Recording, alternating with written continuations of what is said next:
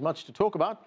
Let's get to our panel right now. Joining us here in Washington is Afshin Molavi. He's a senior fellow with the Johns Hopkins School of Advanced International Studies. With us from Princeton, New Jersey, is Seyed Hossein Mousavian. He served as Iran's ambassador to Germany and as a member of the country's National Security Council. Fatima Abo Alasrar is a senior analyst with the Arabia Foundation in Washington, and Sama Al-Hamdani focuses on Yemeni politics as an independent writer, researcher, and analyst. Thanks to all of you for joining us. Sama, let me start with you, and let me start with a question that our correspondent just posed. What happens next? Here we have Saleh, who loomed large in this country, Yemen, ruled it for over 30 years. He's now gone. What next? That's a really difficult question to answer because in Yemen's case, we've seen that worst-case scenario always plays out. I think what happened is the cover that Abdullah Saleh provided, the Houthi militia, is gone, which is a political cover, an image of them as a stable group, as a not entirely religious group. And with that gone, we see it playing kind of to the Saudi narrative in the sense that now it is the Arab coalition and the legitimate government of Yemen versus the Houthi militia on the ground. Regardless of what happens, we know one thing for sure that I can tell you, and that is that the humanitarian crisis is going to get worse.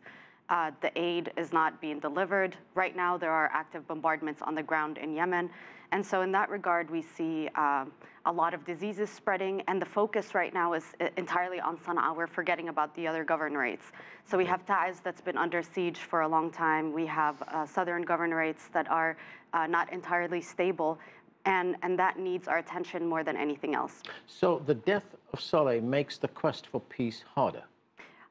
One could say that, and one could also say the opposite, in the sense that with Saleh gone, you can kind of, Saleh gave them the cover that all of the North supported the Houthi militia and that this was a war that was about Yemen. But with Saleh gone, the sectarian narrative could be played more. The sectarian card could be presented as a more forceful direction of what's going to happen in the war. And so I'm not really sure how it's going to go, but I am entirely a proponent of peace. I am entirely a proponent of, from the start of the war, that peace talks are the way out.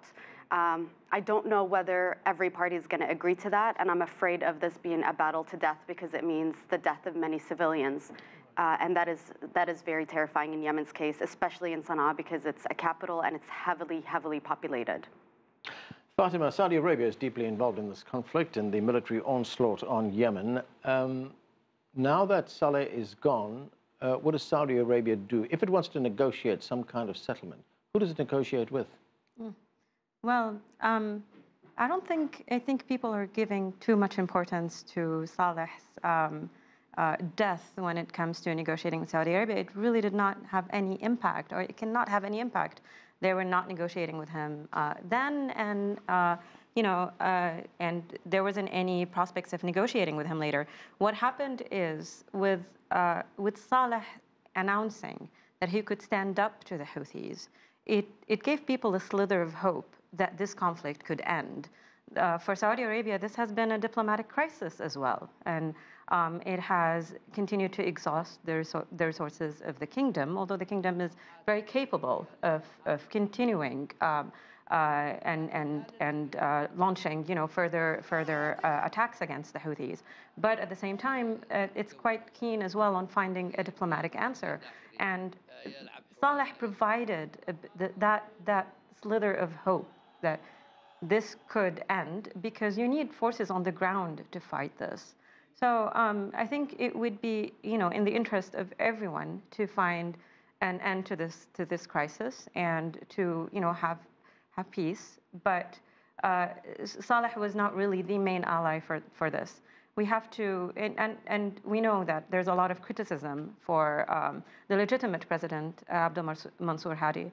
The question that has been there for the past 3 years is that if Hadi is gone, who is to negotiate with? And in some ways, his position is actually making him weaker, because without Hadi, the country would be, without any type of figure recognized internationally to negotiate with. And that's something that we need to pay attention to.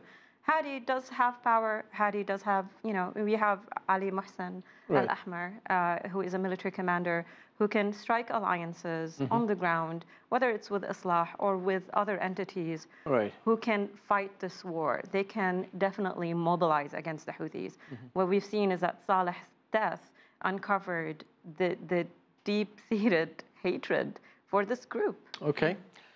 Let me bring in the ambassador from Princeton, Ambassador Mousavian. You have Saudi Arabia and the United Arab Emirates on one side. On the other side, you have the Houthis backed by Iran. How does this end? Has it just been made a lot more complicated with the death of Saleh? I believe Saleh was playing a double role. From one side, he had a very artificial alliance with Houthis. On the other side, behind the scene, confidentially, he was negotiating with Emirates and Saudi Arabia. Till some weeks ago, which they agreed confidentially that Saleh would go to fight Houthis. And at the same time, when Sana'a is engaged with civil war between Saleh forces and Houthi forces, 7 army groups would attack Sana'a in order to remove Houthis totally from power and to put one of the sons of Saleh in power. This was a confidential behind-the-scene agreement between Emiratis and Saudis with Saleh. That's why Saleh started to fight Houthis, and Houthis, they discovered what he's doing. Then it happened what happened. Therefore, we should never forget the fact Houthis, Saleh, they were Zaydis, they were ally of Saudi Arabia for decades. And they turned against Saudi Arabia when Saudi invaded militarily and bombarded Yemen. That's why now I think with Saleh is gone, I believe this can be a positive measure, because for last 2 years behind the scene, Saudis and Emiratis, they were in belief that Saleh would be able to play a role to fight and to remove Houthis. Therefore, Saudi Arabia was never ready to engage a real negotiation with Houthis.